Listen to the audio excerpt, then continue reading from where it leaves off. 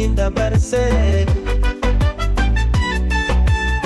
Waaqayyoon galateeffadha si waliin gammachuun guutamee haara yaadannoo kutaate yaadannoo na biraa hin badne onnee koo keessatti si qaba yeroo darbee deebisee hin fidu garuu si yaaduun garaa na guba yeroo si waliin dabarsee bara gammachuu fi boqonnaa dhugumaan nama hunda irraata ati si'a tokko qalbii koo sa'eete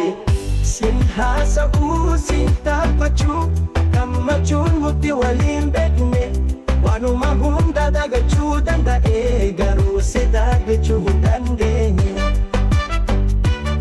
suuraan teekadii koo keessa sagalee kee dhaga'u si malee guyyaa si ilaaluun dagaduu yaadannoo qalbii koo keessa si dhabe hin badne si yaadu yeroo hunda naagalee guyyaa kee halkan siin yaada si qofa barbaada yaadannoo koo si baraa hin deebu si jiraata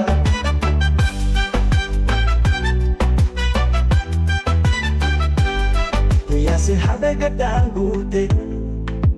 ilkaan koo hin chalqisu dukkana keessa si barbaada ifni kee natti mul'ata kolfaa fi tapha kee hin dagatu jechoota sirraa dhaga'u